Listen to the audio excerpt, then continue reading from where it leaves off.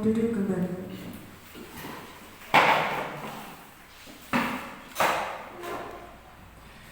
Bapak Ibu yang kami hormati, acara selanjutnya yaitu sambutan dan pembinaan dari Bapak Kepala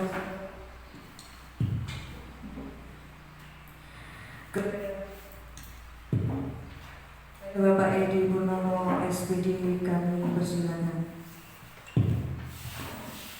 Assalamualaikum warahmatullahi wabarakatuh. Alhamdulillahirabbil alamin. Wassalatu wassalamu ala Muhammadin wa ala alihi ajmain. Dan hormat Bapak Ibu Guru SMP Negeri 2 Jenu dan stafnya. Pertama kita panjatkan puji dan syukur kepada Allah Subhanahu wa taala yang mana pada hari ini Bapak Ibu untuk berkenan hadir dalam keadaan sehat untuk menghadiri rapat dinas dan untuk IHT di dalam budaya positif dan Qobel PMM. Alhamdulillahirabbil alamin. Bapak Ibu, untuk hari ini saya akan membersamai Bapak Ibu untuk diseminasi di dalam program saya, yang mana Bapak Ibu diketahui bahwa saya sebagai calon penggerak rekognisi, yaitu dari fasilitator dan rekognisi dari angkatan 9. Bapak Ibu, ini adalah implementasi budaya positif dan komunitas belajar serta optimalisasi PMM di SMP Negeri 2 Jenu. Saya akan menyampaikan tentang budaya positif, Bapak. Yang mana kita sudah tahu bahwa budaya positif dan Bapak Ibu sudah secara langsung mengerjakan, tetapi apa yang dikategorikan budaya positif dan mana yang dikategorikan belum budaya positif. Yang kedua adalah dibantu operator bisa sama Pak Adi. Tinggal kita coba. Ya. Slide kedua bisa tidak. Aksi nyata modul 1 teman budaya positif, langsung Pak Adi. Ya. Mengidentifikasi kebutuhan dasar manusia menggunakan kuesioner untuk warga sekolah. Durasi waktu kegiatan 30 menit.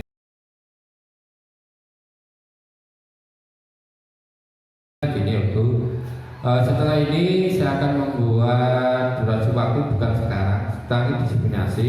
Suatu saat menjelang besok saya akan membuat kuesioner yang mana tentang kebutuhan dasar. Kebutuhan dasar termasuk aset-aset ya, Bapak. Termasuk aset-aset yang ada di sekolah ini apa saja. Misalkan ada sampah, gimana sampahnya tidak, kemarin kelima itu sampahnya dapat ditata, dapat dibersihkan secara rapi. Yang kedua, misalkan sopan santun, mana caranya Bapak Ibu menyambut, terus ada keyakinan kelas, terus bagaimana cara misalkan Bapak Ibu ada anak yang ada kasus, misalkan Bapak Ibu menggunakan institusi, yang mana Bapak Ibu sebenarnya budaya positif itu sudah melakukan, cuma kita di dalam guru penggerak itu diberitahu ini loh maksudnya budaya positif. Termasuk misalkan Bapak Ibu ada masalah, misalnya siswa ada masalah, pasti Bapak Ibu tidak langsung menghukum, tapi yang jelas menanyakan kenapa misalkan terlambat, mengapa, ada apa di keluargamu, dan itu termasuk bukti restitusi, dan itu masuk ada peraturan sekolah, nanti sekolah yang membuat. Kalau kesempatan misalkan Bapak Ibu berangkatnya jam 7.00, jam 7.00, apakah sudah betul benar sesuai dengan jadwal? Ini kesepakatan kelas, nanti kita buat. Yang misalkan Bapak Ibu kesepakatan berangkat jam 07.00 di sekolah. Terus gimana? Misalkan berangkat jam berapa dan kita tentukan, misalkan berangkatnya jam 7 lebih dari 10 menit atau 15 menit. atau jam 7.07 tepat berada di sekolah. Konsekuensinya kalau memang ada siswa terlambat, nah itu kita diajak ngobrol dengan siswa apa konsekuensinya jika terlambat. Nanti siswa sendiri yang menentukan. Jadi kita tidak langsung memberi hukuman ke siswa, tidak boleh memberi hukuman ke siswa. Tetapi berdasarkan dari kesepakatan itu, Bapak Ibu bisa membuat anak siswa sadar. Itu yang paling penting. Jadi tingkatannya sudah tingkatan kesadaran ke siswa dan Bapak Ibu guru. Lanjut. Ini adalah filosofi Ki Hajar Dewantara. Pendidikan diartikan sebagai tuntunan dalam hidup tumbuhnya anak, menuntun segala kodrat yang ada pada anak-anak agar mereka mencapai keselamatan dan kebahagiaan setingginya baik sebagai manusia dan masyarakat. Untuk mewujudkan semua itu perlu ditanamkan budaya positif di lingkungan sekolah sehingga siswa merasa aman dan nyaman dalam mewujudkan merdeka belajar.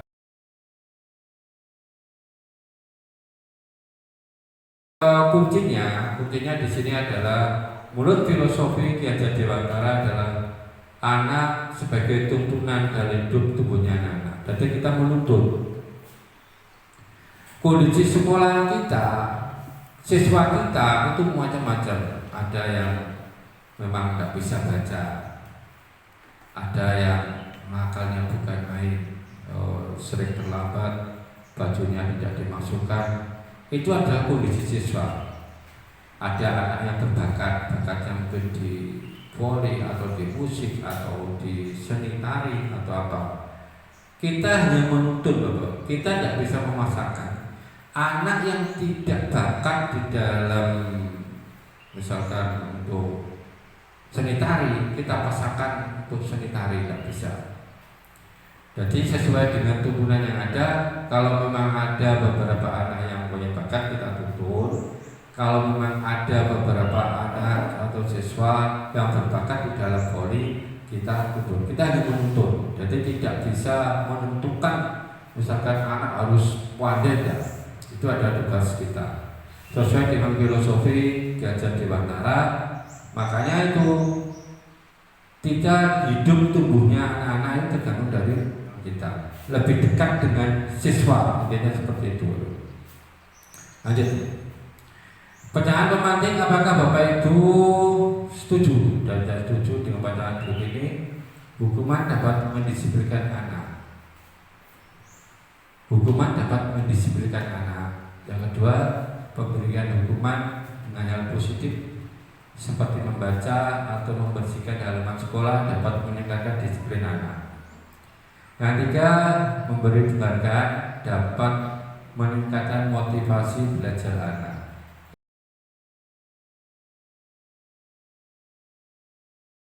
Ini syaratnya yang pertama dulu. Hukuman dapat mendisiplinkan anak. Setuju tidak? Setuju. Sekarang yang lain? Ya, tidak setuju. Tidak setuju. Pak Berkat tidak setuju. Ya. Terus yang lain? Ya. Artinya gini Bapak Ibu, hukuman apapun, hukuman apapun, anak kalau menurut Ki Hajar Dewantara, anak diberi hukuman misalkan push up 10 kali atau menulis Al-Fatihah sampai 1 buku. Itu model saya dulu. Dulu waktu saya itu termasuk Pak Giri berarti model lamanya. Zaman-zamannya kesiswaan terlambat sedikit, wes push up 50 kali, keliling 20 kali, telat masuk kelas bersihkan. Nah di depan tidak mengerjakan tugas PR, berdiri di depannya. Itu model-model saya dulu, pernah saya merasakan seperti itu. Dan terkenal saya itu adalah karena sebagai guru olahraga, terkenal guru olahraga, wis matematika guru olahraga, luar biasa. Padahal saya kan tipe-tipe tidak galak sebenarnya. Tapi pada saat karena proses proses karena saya guru matematika dan saya guru olahraga. Main fisik jelas betul. Fisik, greget no. Dulu itu kalau ada anak bergerombol belum waktunya masuk, itu saya lihat saja langsung masuk. Karena apa? Takut saya. Takut bersanksi. Itu pengalaman saya dan itu ternyata di dalam pembelajaran buat Kiai Diwantara itu kurang setuju. Sekarang saya tanyakan Pak Giri, kenapa kamu setuju? Terima kasih. Ini aja ada hanya argumen aja. Satu ya, saya menyetujui kalau ada hukuman itu berarti satu, pada prinsipnya semua perbuatan ada konsekuensinya. Satu.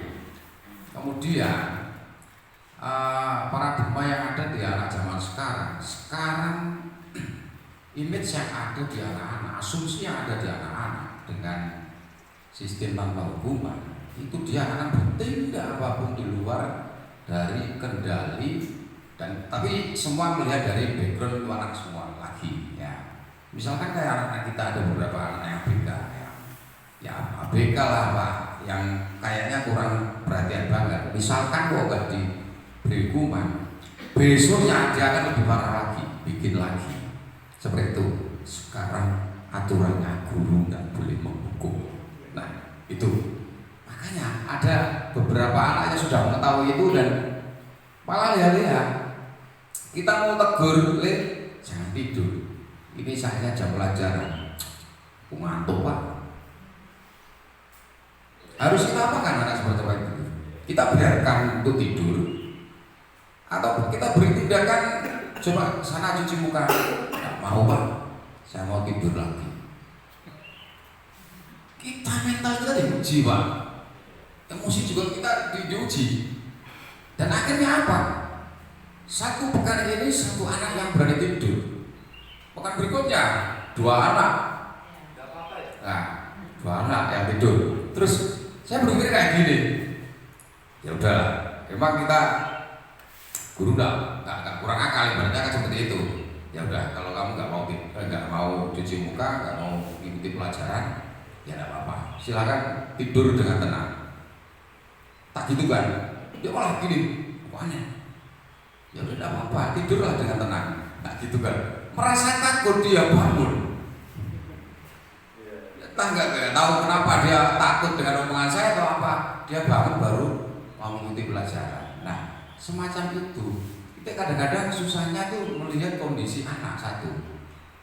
Kita paksa pun untuk apa ya, untuk belajar di sekolah. Kadang-kadang kalau kondisinya memungkinkan, karifan lah atau malam nyata ngapain, kita nggak tahu kegiatan anak-anak sekarang masalahnya kalau di luar sekolah. Itu yang buat tantangan kita. Ya, memang kadang-kadang kita diuji itu untuk melatih kesabaran atau menangani anak secara inklusif dan lain-lain. Itu aja mungkin Pak Edi. Ya, terima kasih. Terima kasih Pak Giri. Ini Pak Rizka tadi yang tidak setuju. Saya. Kayaknya itu bisa hukum lagi ya? Atau begini kok? Menurut agama. Terima kasih. Oh gini Pak, kalau saya melihat ya mungkin saya juga baru ya di sini. Dari awal itu saya lihat masih semangat anak-anak. Terus lama-lama mungkin ada yang karifan dan lain sebagainya tadi yang dibicarakan sama Pak Diri. Terus saya bilang gini, nak saya mohon kalau mau ikut silakan, yang mau tidur nanti bisa juga setengah tidurnya bangun lagi biar agak fresh kita ikuti pelajaran. Saya bilang seperti itu. Tapi saya juga mohon sama teman-teman, kalau memang teman-teman yang lainnya masih semangat mengikuti pelajaran, kita juga persiapkan konsentrasi. Karena kita jangan iri teman kita yang gak punya semangat untuk menuntut ilmu. Itu semua efeknya akan membawa diri kita yang lebih baik. Maksud saya gitu, bertambah wawasan, bertambah ilmu kalau kita mengikuti pelajaran yang disampaikan oleh bu guru maupun bapak guru. Saya bilang gitu. Kadang-kadang anak-anak itu kan di tengah-tengah pelajaran kita yang malas itu izin bu ke belakang, izin bu ke kamar mandi. izin Bu mau buang air kecil dan lain sebagainya. Dan itu juga rombongan. Maksud saya gini, yang mau ke kamar mandi kan cuma satu, maksudnya gitu. Kadang-kadang kan di kamar mandi cuma gurauan, nggak jadi di kamar mandi. Nah seperti itu Pak. Ini yang terjadi di sekolah kita itu sering seperti itu.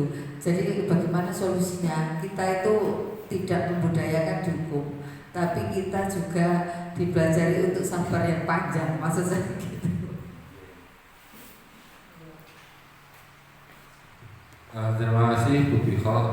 Dua versi memang di mana saja itu ada beda pendapat. Model Pak Kiri kan beragama masih masjid yang tahun lalu, misalkan masih terbawa oleh pembelajaran yang lalu, pembelajaran sekarang. Nah, ini apa fungsinya keyakinan kelas, Bapak Ibu? Kenapa kok anak-anak kok masih tidur? Karena kesadaran diri itu belum ada. Belum ada dibuat keyakinan kelas. Kita buat keyakinan kelas lah. Bapak Ibu guru mengumpulkan siswa semuanya yang ada. Gimana anak-anak yang diberi yang tidur di dalam kelas boleh enggak? Saya yakin anak-anak semua jawab tidak boleh. Saya yakin itu. Yang melakukan saya yakin sendiri jawab seperti itu. Setelah itu ditekankan ke anak-anak, ini adalah kesepakatan anak-anak yang dibuat dan anak-anak siap melaksanakan. Jawab saya yakin siap pada saat itu ya. Ketika suatu saat nanti Bapak Ibu mengetahui ada siswa yang misalkan melaksanakan pelanggaran, Bapak Ibu silakan dibuat banner atau apa untuk menunjukkan kesepakatan kelas yang sudah dibuat. Itu punya dasar, dasar kontrol lah. Pengontrol dari kalau di dalam guru penggerak itu pengontrol pemantau punya dasar bahwa iki loh anak yang melanggar sanksinya ini, bukan sanksinya tapi konsekuensinya ini. Nah, gitu ya Bapak Ibu. Lain dengan hukuman dengan konsekuensi. Pemberian hukuman dengan hal positif seperti membaca atau membersihkan halaman sekolah dapat meningkatkan disiplin anak. Itu pun juga masih hukuman. Artinya kenapa kok hukuman tidak boleh? Ketika anak diberi hukuman, ya dilakukan. Suatu saat ketika ganti guru dan gurunya itu tidak memberi hukuman, akan muncul lagi. Karena apa? Kita menumbuhkan kesadaran anak, bukan untuk mengajar anak itu jeda. Makanya itu harus melalui pendekatan ya Bapak Ibu. Memberi penghargaan dapat meningkatkan motivasi belajar anak. Ini pun juga masih kontroversi, beda pendapat. Artinya tiap seperti ranking itu tidak boleh. Ditentukan ranking 1, ranking 2, ini sebenarnya tidak boleh di dalam pembelajaran evaluasi diajar di antara. Kenapa? Itu membuat anak yang tidak ranking, orang tua yang tidak mendapat ranking, itu akan timbul rasa kekecewaan. Ranking diri. Nah, padahal tujuan kita adalah memberi penghargaan untuk mendapat ranking. Makanya itu hanya seketika saja Bapak Ibu untuk kita merubah suatu paradigma baru bahwa diusahakan intinya satu, kesadaran anak untuk belajar sendiri. Jadi anak melakukan, tapi sampah ini ya harus dengan kesadaran. Nah itu dengan cara apa? Dengan pendekatan lalu. Kita sampah pendekatan anak diberi terus. Karena kita baru awal P5 ya berat, tapi lama-lama nanti Bapak Ibu kalau sudah ada 2 atau 3 anak yang berhasil nanti akan mencontoh. Itu proses itu. Jangan sampai kendor, istilahnya menyerah. Artinya apa? Oh anakku sulit, kendor, tidak boleh begitu. Kita harus tetap semangat dalam kondisi yang ada. Lanjut bro. Perubahan paradigma ini kegiatan ada A dan B Anda dengan teman Anda. Sebelah dicari kertas kecil, tuliskan benda atau sesuatu yang sangat berharga untuk Anda. Letakkan di salah satu tangan Anda dan genggam benda sesuatu segala daya. Buatkan sebuah kepala. Teman Anda B akan mencoba untuk menguat tenaga dengan berbagai cara meminta Anda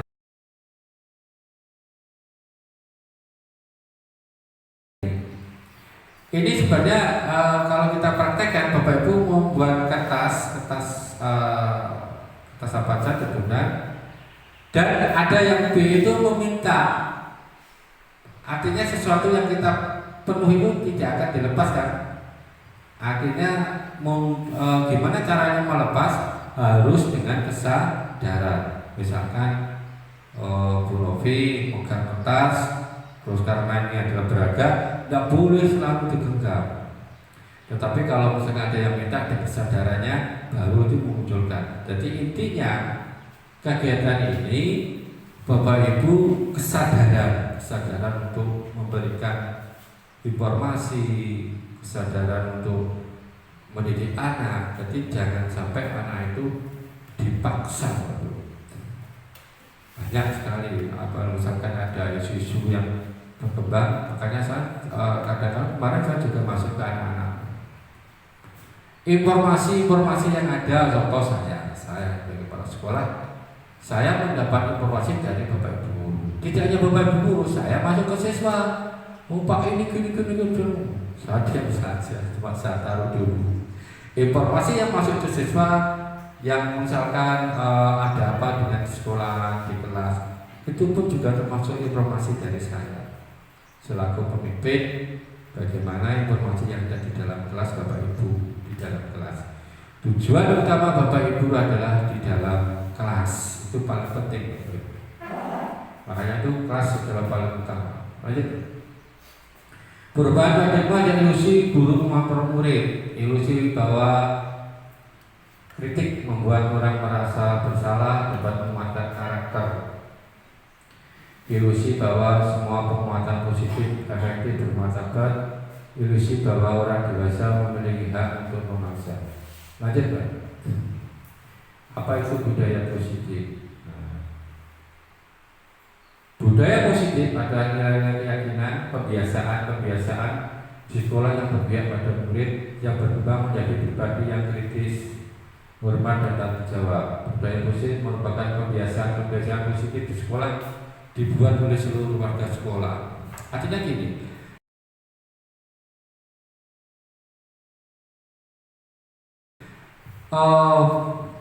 kita pembiasaan Bapak Ibu, pembiasaan misalkan anak masuk di ruang guru salam, itu kita biasakan. Kadang anak yang masuk di ruang guru itu tidak salam, masuk nerobos. Wah, itu kurang bagus.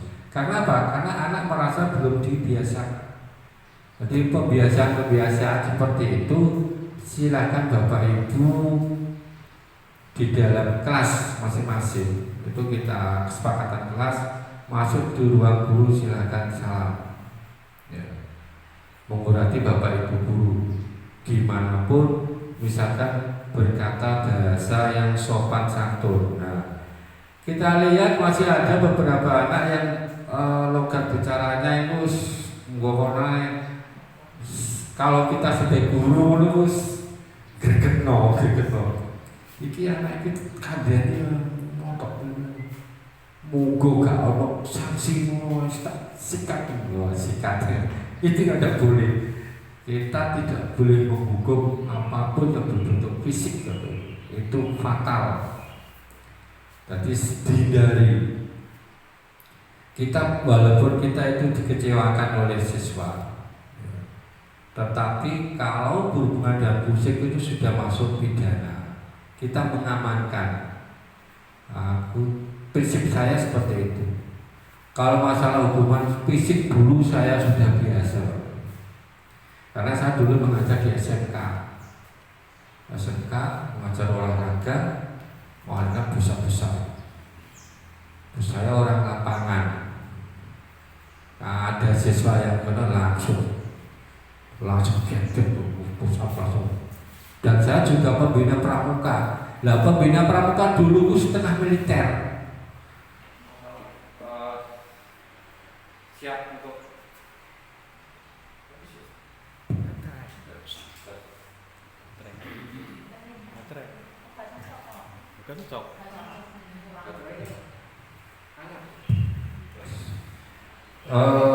itu adalah masa sekarang tidak pramuka lebih fleksibel. situ ya. Terima kasih Bapak Ibu, lanjut Pak Aldi. Ada budaya positif. Nah ini konsep sampingnya adalah modul 1.4 budaya positif, disiplin positif, teori motivasi, hukuman dan pelanggaran, teori kontrol guru.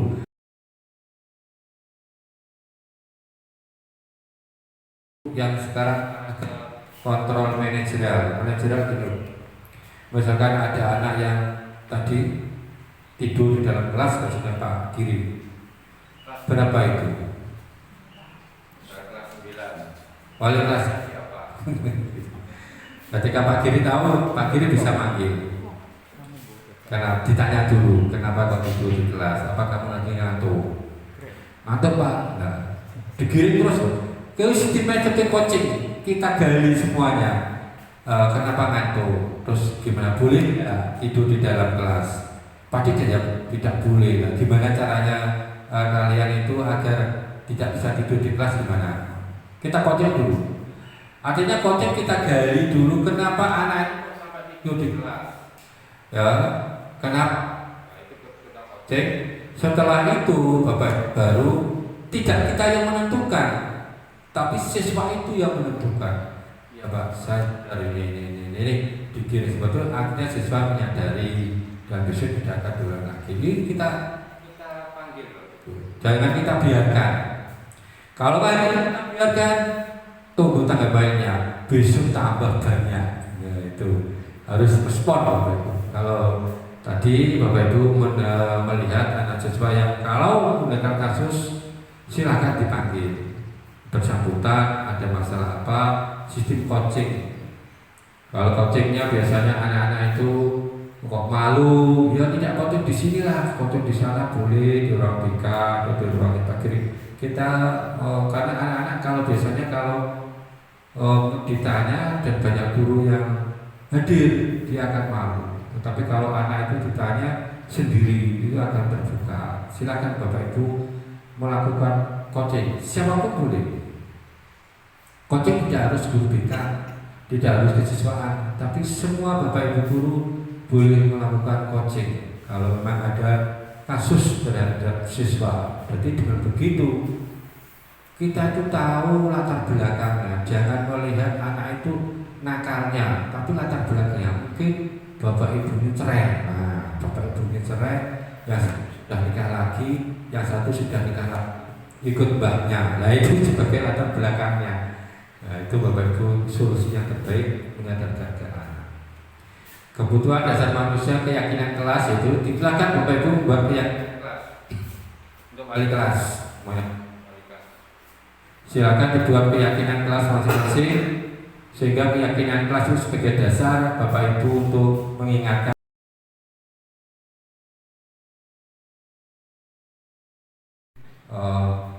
dapat memperbaiki. Contoh lagi di dalam hari Senin,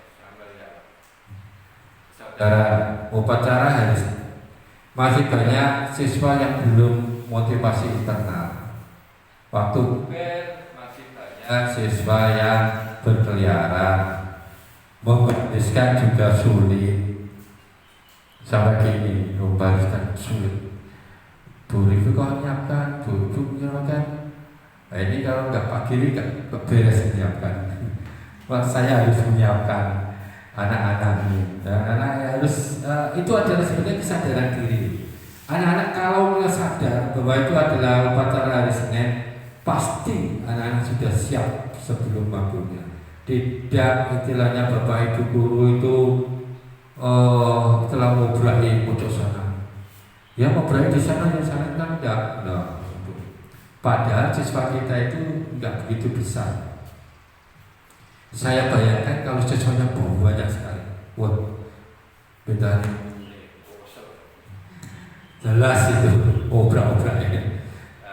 Nah, ini saja. Kita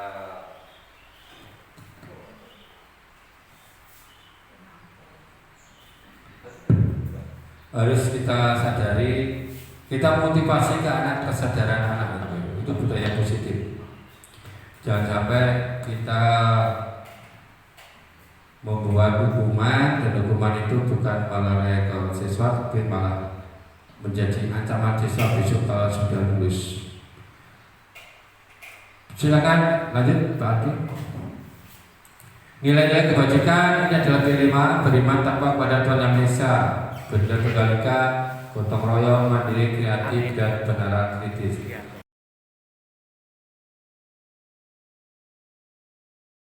Ini P5 yang Bapak Ibu lakukan kemarin, pusatnya di sini. Yang mana di sini adalah beriman, benar tunggal ika, global, gotong royong, mandiri, kreatif, benaran kritis. Lanjut. Teori motivasi, hukuman, dan penghargaan dan institusi. Hukuman, 3 motivasi perilaku manusia untuk mendapatkan imbalan atau penghargaan dari orang lain, untuk menghindari ketidaknyamanan atau hukuman, untuk menjadi orang yang mereka menghargai diri sendiri dan mereka percaya.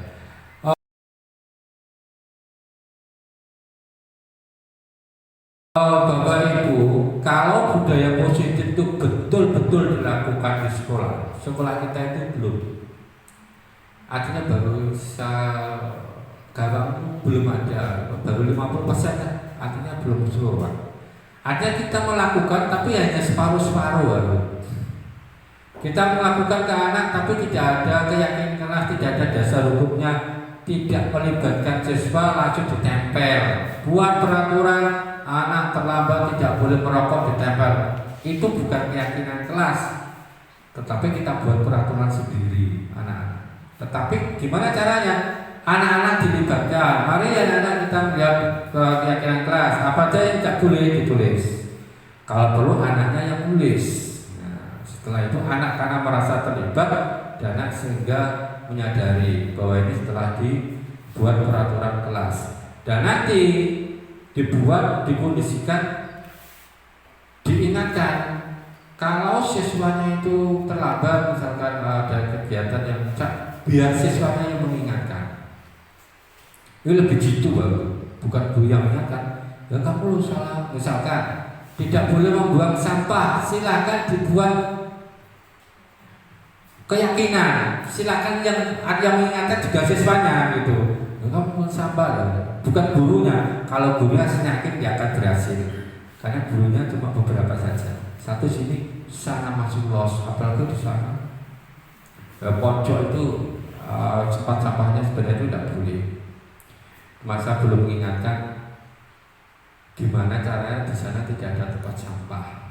Tetapi di sana kan sudah ada tempatnya sebelah utara. Pak Dianto itu membuangnya ke sana semuanya. Itu kalau misalkan diberikan pasir, tumpuk semuanya bagus itu untuk jalan. Tempat sampahnya kan sebelah utaranya itu, karena sebelah utara masih los dan luas sekali lapangannya. Kemarin saya ke sana, ini dibuat lari sudah kapok, lapangan sepak bola itu luas sekali, sampai di pojok-pojok sana. Kelihatan ya terurus, karena mau ke sana ada jadi koyo hantu nopo, kalau nggak pernah hantu, masanya siang, kalau malam saya juga takut. Lanjut. Hukuman bersifat tidak terencana atau tiba-tiba, sifat satu arah, pihak guru. Memberikan murid hanya menerima suatu hukuman tanpa melalui suatu kesepakatan.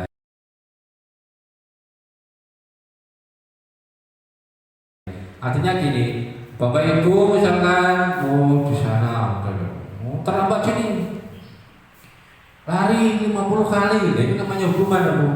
Anak sebelumnya tidak tahu kalau ada hukumannya adalah 50 kali. Seketika itu juga karena hati kita itu kecewa dan gregetan, wis terlambat merokok nggak ada pojok, kesalahannya ya kudu piye, akhirnya itu berhubungan.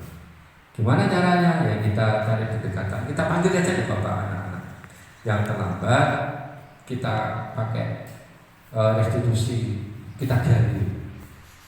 Nanti akan tahu mau rokok berapa kali, sudah di sana berapa kali, baik sudah. Dengan seperti itu anak-anak akan sadar dan kita akan baik. Bukan lanjut. konsekuensi dari tindakan yang sudah terencana, disepakati, sudah dibahas, disetujui oleh murid dan guru. Bentuk konsekuensi dibuat sekolah dan murid sudah mengetahui sebelumnya.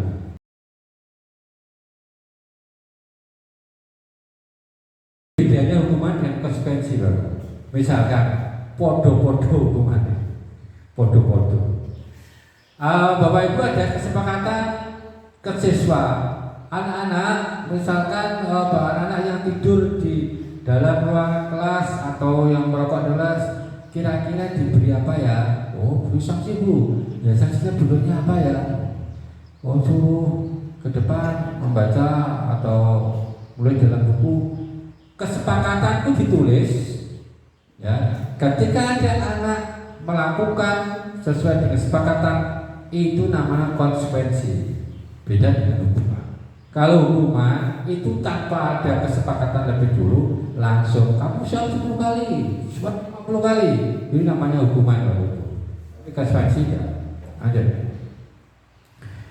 Tindakan guru tentukan mana yang termasuk hukuman dan mana termasuk konsekuensi. Contoh ini Bapak Ibu saya bacakan. Mencatat 100 kali dalam buku kalimat, saya tidak akan terlambat lagi. Kriteria terlambat termasuk hukuman atau konsekuensi juga, Bu? Termasuk hukumannya? Hukuman.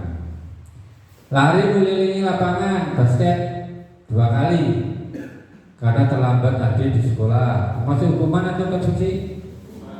Hukuman. Murid menggantikan kertas tugas teman yang telah coret, termasuk hukuman dan konsekuensi? Konsekuensi. Terima kasih Bapak Ibu, kita lanjutkan nanti. Di sini sudah paham mengenai hukuman dan konsekuensi. Lanjut lagi. Tindakan guru tadi ya, hukuman. Menggantikan kertas adalah konsekuensi. Membersihkan tempat, air. Artinya apa? Di sini perbedaannya hukuman dan konsekuensi. Kalau konsekuensi ada rasa tanggung jawab. Saya mencoret bukunya, berarti menggantikan, itu tanggung jawab. Membersihkan tumpahan air meja, tetapi tersenggol, nah itu untuk dibersihkan karena merasa punya tanggung jawab untuk membersihkan yang ditumpah. Lanjut lagi. Perbedaan hukuman dan konsekuensi, sesuatu yang meyakinkan terus terjadi, sesuatu yang harus terjadi. Paksaan, stimulus tanggapan. Jadi kalau hukuman itu, tapi kalau konsekuensi itu hanya tanggapan standar. Mendorong anak menyakiti diri sendiri itu adalah hukuman. Tapi mendorong anak untuk mudah menyesuaikan diri itu konsekuensi. Jadi perbedaan konsekuensi dengan hukuman. Lanjut. Restitusi adalah proses menciptakan kondisi bagi murid untuk memperbaiki kesalahan mereka, sehingga mereka bisa kembali pada kelompok mereka dengan karakter yang lebih kuat. Restitusi juga merupakan proses kolaboratif yang mengajarkan murid untuk mencari solusi untuk masalah mereka dan membantu murid untuk berpikir tentang orang seperti apa yang mereka ingin menjadi tujuan mulia.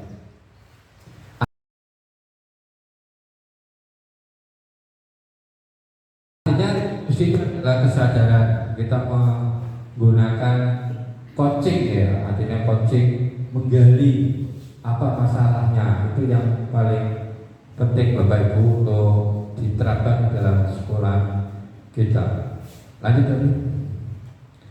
Keyakinan kelas. Keyakinan kelas adalah salah satu disiplin positif yang bisa diterapkan dalam membangun budaya positif di sekolah. Dengan adanya keyakinan kelas di setiap kelas diterapkan dapat mewujudkan pendidikan yang berorientasi kepada profil pelajar Pancasila.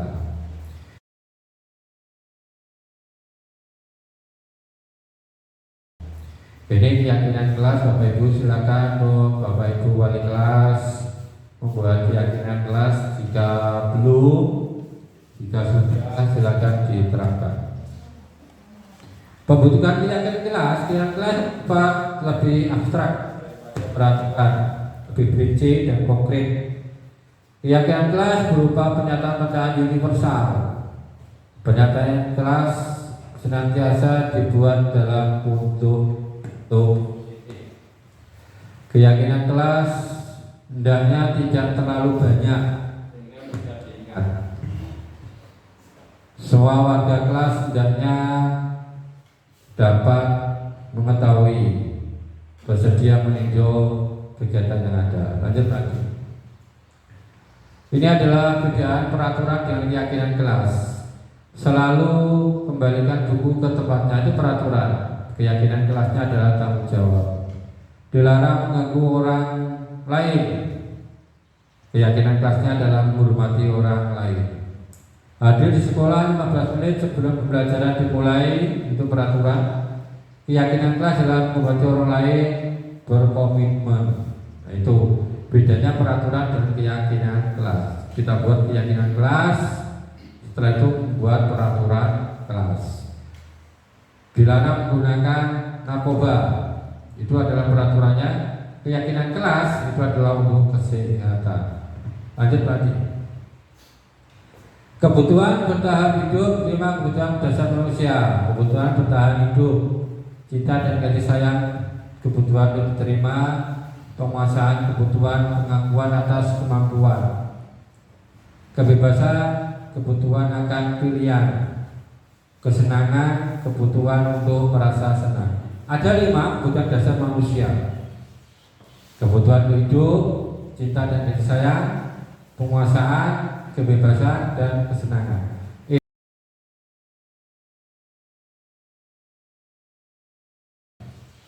Kebutuhan untuk hidup, cinta dan kasih sayang, penguasaan, kebebasan dan kesenangan. Ini poin-poin yang ada di dalam budaya positif. Lanjut. Posisi kontrol penghukum tadi, penghukum berarti langsung diberi hukuman. Membuat orang merasa bersalah.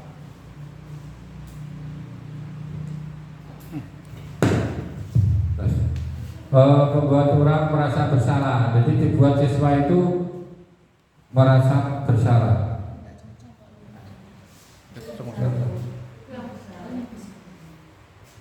Enggak tahu. Monitor atau pemantau. Apa ini adalah dasar membuat keyakinan kelas, peraturan kelas. Nah, itu untuk memantau. Artinya sudah dibuat, anak melanggar, itu nama pemantau. Manajer ini terakhir Bapak Ibu, dan ini yang paling penting. Budaya positif itu adalah yang paling penting adalah menggali anak. Mengapa anak-anak kok bisa terlambat? Pak, terlambat kenapa? Nggak ada kendaraan Pak. Loh, satu saat dia itu tidak terlambat. Jadi kok tidak terlambat kenapa? Saya bangun pagi Pak. Loh, tadi bangun siang. Ini kita terus. Tidak ada alasan apapun, tapi kita menggali yang positif-positif menurut manajerial. Nanti tidak memberikan hukuman, tapi memberikan suatu kesadaran. Setelah sadar bahwa saya itu kalau bangun pagi jam 5 berarti masih terlambat, besok bangunnya jam 4.30. Seperti Bapak Ibu bangunnya jam berapa ya? Jam 4 ya? Sudah siang jam 4? Jam 3. Jam 3 ya? Iya, Bu Novi jam 3. Pak Sis ini tidak, cuma tidurnya malam bangunnya. Sering orang lapangan Pak Sis. Sama dulu saya juga orang lapangan. Orang lapangan itu tidurnya jam 1, jam 12, apalagi kalau masih kuliah itu jarang tidur. Akhir dari kontrol itu, dari kelima kontrol ini yang paling bagus untuk manajemen, manajemen itu manajer dan teman. Artinya teman kadang-kala itu kita baik terhadap siswa. Jadi cara menghukumnya bukan memberi hukum atau memberi cara menyelesaikan itu dengan secara seperti teman. Lanjut Pak. 5 posisi kontrol, motivasi, identitas berhasil. Ini ya Bapak Ibu dapat pelajari penghukum, pembuat bersalah, teman, dan pemantau dan manajer. Jadi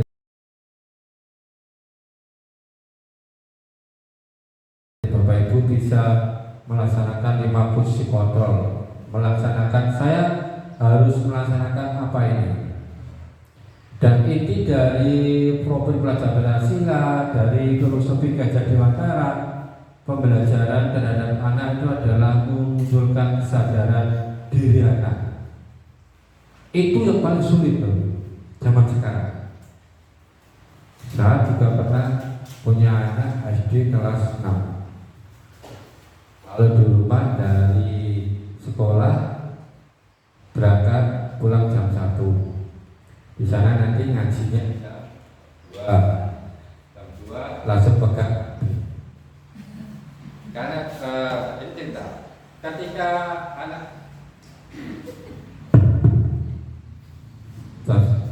anak saya, cinta saya, ternyata tidak mudah yang kita bayangkan.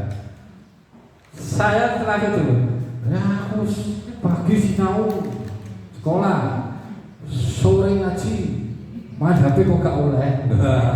Itu akhirnya apa? Muncul dia pagi sudah sekolah, jam 2 berangkat ngaji, jam 4 selesai, datang langsung apa? Pegang HP. Gimana saya? Bisa biarkan, biar tenang dulu. Setelah biarkan, karena 1 hari sudah penuh dia kegiatan di sekolah. Nanti kalau kita tekan anak itu, saya yakin frontal, dia seperti kecewa. Sekolah terus ngaji, mana gak boleh, mungkin gak boleh, terus disuruh apa ya? Oh, santai. Itu kenyataan loh. Iya.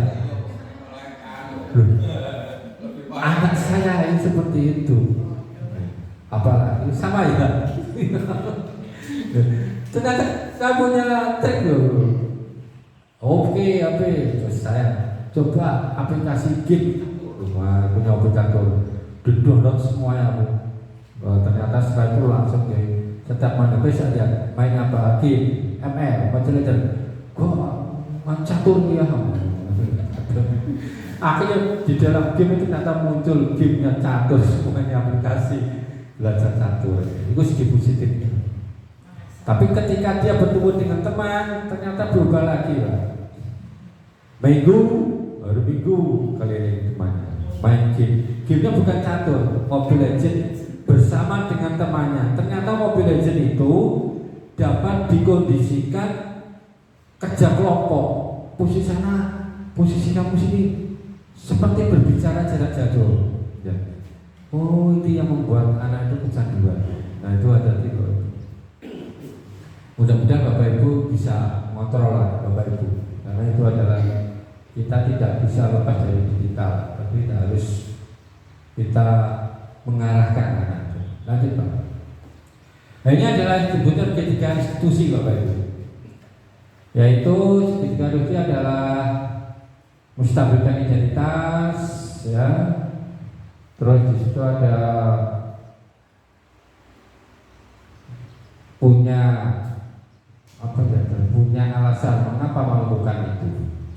Adakah cara yang lebih efektif dan mendapatkan apa yang kamu butuhkan? Nilai-nilai apa yang telah kita sepakati? Kamu ingin menjadi orang seperti apa?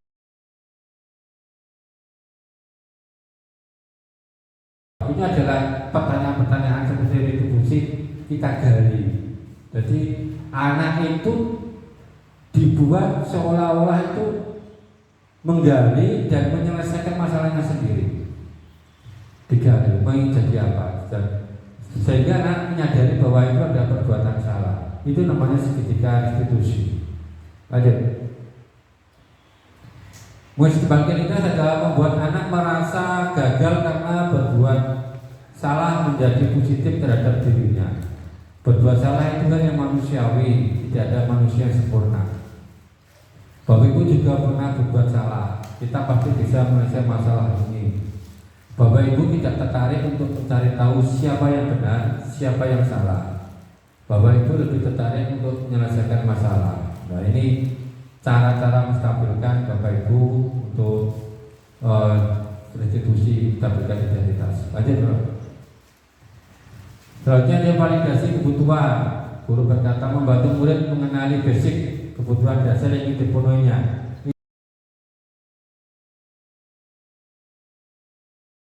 Ini latar belakangnya murid. Jadi kita harus tahu.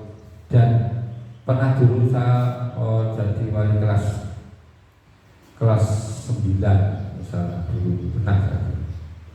Itu karena dekat dengan siswa. Setiap ada apapun siswa kejadian mesti lapor ke saya, dekat semua. Baik putus cinta, pada saat itu putus cinta ini, baik itu dibully, diajak, baik untuk ibunya, bapaknya yang marah-marah, itu diceritakan saya.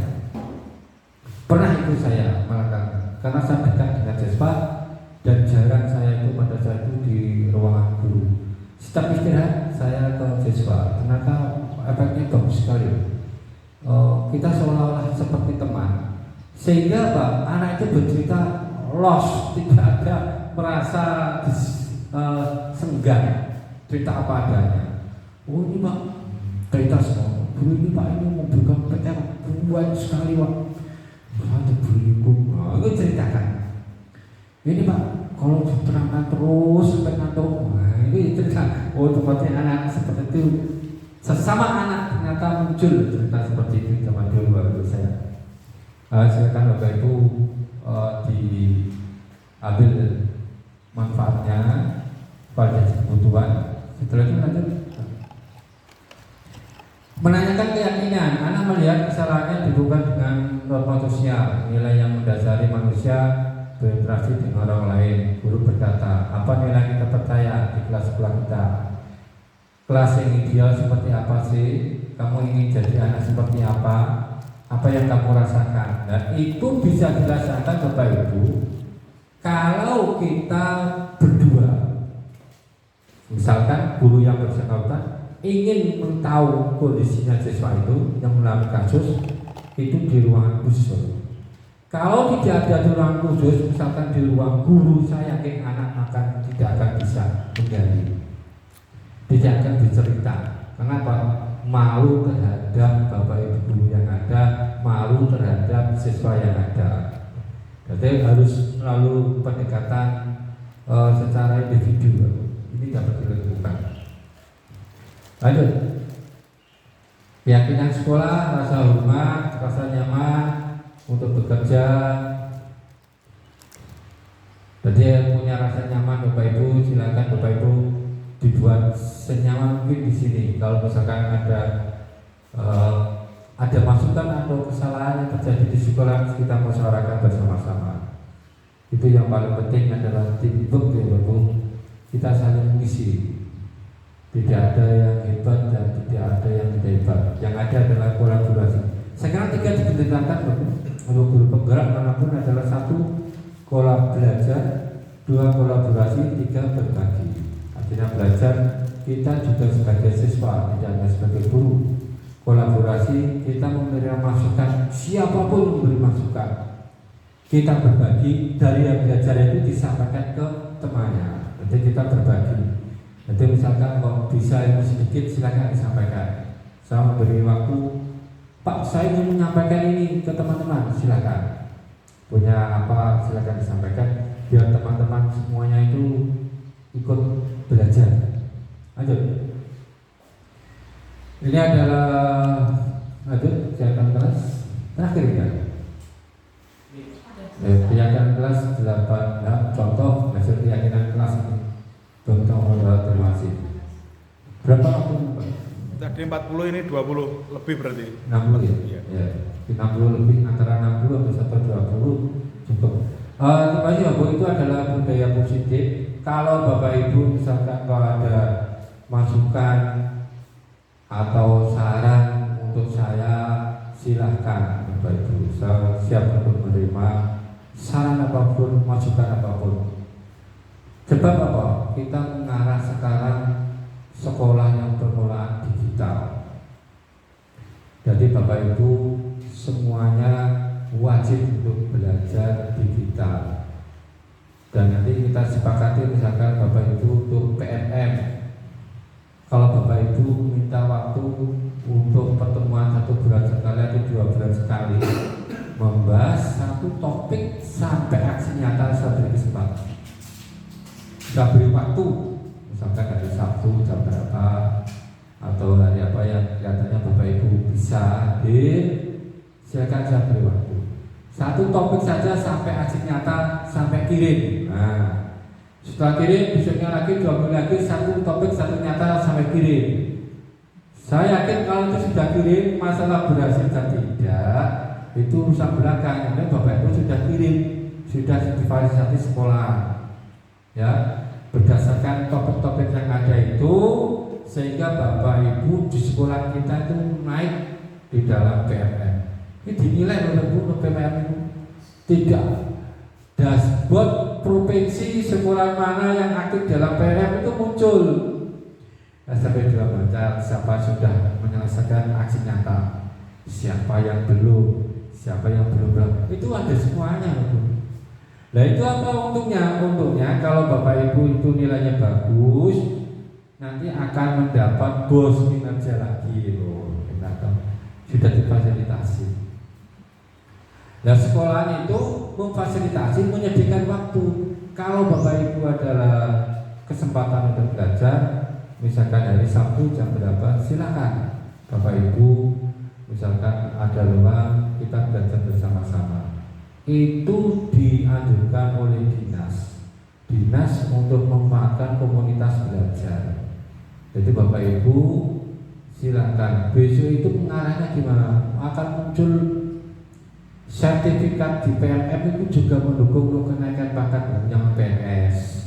Kecuali saya dengan Pak Giri dapat los Giri ya, tidak mungkin.